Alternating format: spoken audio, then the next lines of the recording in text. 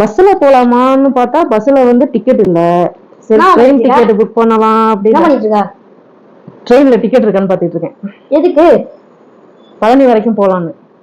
ஏன் ரீசெண்டா அந்த நியூஸ் பாக்கலையாமா நீ? என்ன நியூஸ்? ட்ரெயின்ல ஒரு இஷ்யூன்னு சொன்னாங்களே. என்ன ட்ரெயின்ல இஷ்யூ? புரியல. சரியா நான் பண்ண நியூஸ பாக்கல. ஏதோ ஒரு அக்காவோட செல்ல திருடிட்டு போயிட்டேன்னு இருந்தாங்க. நான் தெரியல, ஒரு காடி பாத்தியா? அப்படியா? ஒரு அக்காவோட செல்ல திருடிட்டு போயிட்டாங்களா? செல்ல மட்டுமா திருடுறாங்க, நகையில இருந்து எல்லாமே எல்லாம் திருடுறாங்க. சரி ஓகே, நான் நியூஸ பாக்குறேன், நீ போ. தேங்க்ஸ். ஸ்ரீ சொல்றதுல ஒரு உண்மை இருக்குங்க. பெண்கள் நாம தான் வந்து நம்மளை பாதுகாப்பா வச்சுக்கணும். பஸ்ல பயணம் பண்ணாலும் சரி, ட்ரெயின்ல பயணம் பண்ணாலும் சரி, பைக்ல பயணம் பண்ணாலும் சரி, அல்லது நடை பயணம் அப்படின்னாலும் நாம தான் ரொம்ப ரொம்ப விழிப்புணர்வோட கவனத்தோட இருக்கணும் அப்படின்றதுல எந்த ஒரு மாற்று கருத்தும் இல்லை. இது சுதந்திரத்துக்கு முன்னாடியும் சரி, சுதந்திரத்துக்கு அப்புறமும் சரி, இது வந்து எப்பயுமே நம்ம பெண்களாகிய நம்மளோட பயணம் பண்ணிட்டே தான் இருக்கும். இதை யாராலையும் வந்து நிறுத்தவோ அல்லது வந்து மறுக்கவோ முடியாது. பெண்கள் வயிற்றுல இருந்து வரக்கூடிய ஆண்களால தான் பெண்களுக்கு அத்தனை பிரச்சனையும் இருக்கு அப்படின்றத மறுக்க முடியாது இந்த இடத்துல. சரி, 25ஆம் தேதி பாலக்காட்டுல இருந்து சென்னையை நோக்கி ஒரு ட்ரெயின் வருது. அதுல ஐடில வேலை செய்யக்கூடிய பெண் ஊழியர் ஒருத்தவங்க பயணம் பண்றாங்க. அதே போல ஐடில வேலை செய்யக்கூடிய ஆண் ஊழியரும் அதுல வராங்க.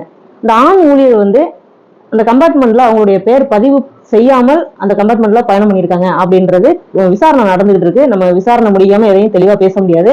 இது முதல் கட்டமா வெளிவந்த தகவல். ஸோ அந்த ஆண் ஊழியர் வந்து இந்த பெண் ஊழியர்கிட்ட தகாத முறையில ஒரு சில விஷயங்கள் நடந்திருக்காங்க அப்படின்னு சொல்லப்படுது. இவங்க வச்சிருந்த செல்ல வந்து ஒரு பையன் திருடிட்டு ஓடுறாப்புல, பின்னாடியே இந்த பொண்ணு துரத்திட்டு போகுது.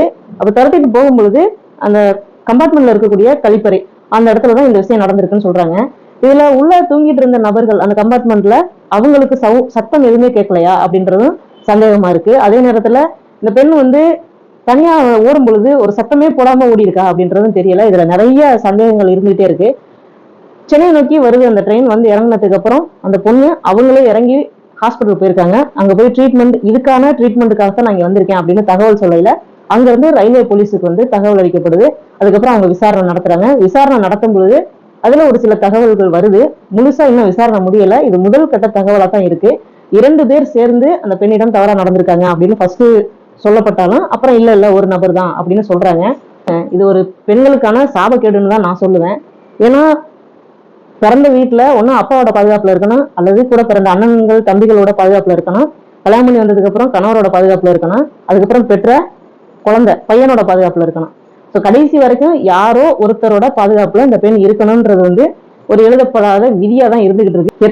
எத்தனை பெரியோர்கள் வந்தாலும் இந்த விதியை வந்து அழிக்கவே முடியாது. இது உண்மையான விஷயம். அதனால எப்பயுமே பெண் குழந்தைகளை தனியா அனுப்பும் பொழுது ரொம்ப எச்சரிக்கையோடும் அந்த பெண் குழந்தைகளுக்கு வந்து தகுந்த பாதுகாப்போடும் நம்ம வந்து அவங்கள வெளியில அனுப்புறது அப்படின்றது நாம நிம்மதியா இருக்கலாம். இல்லைன்னா இப்போ அந்த பெண்ணை பெற்றவங்க, அந்த பெண்ணோட சுற்றத்தார்கள், இவங்க எல்லாருமே என்ன மாதிரியான சிந்தனைகளோட இருந்துகிட்டு இருப்பாங்க அப்படின்றத இந்த இடத்துல கொஞ்சம் சிந்திச்சு பார்க்கணும்.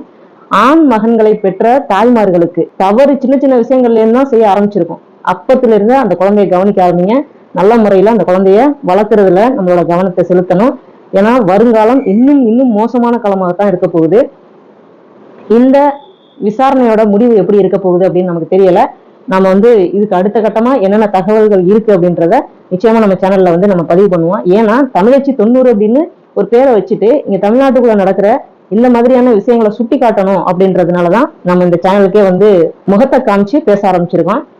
இன்னும் நிறைய விஷயங்கள் நம்ம போக போக பேசுவோம். இன்னும் அடுத்தடுத்த நாட்கள்ல இந்த விசாரணையோட முடிவு என்ன அப்படின்னு நமக்கு தெரிய வரும். முழுசா தகவல்கள் வந்த உடனே இதை பத்தின விஷயங்கள் நம்ம சேனல்ல நம்ம பேசுவோம். நன்றி.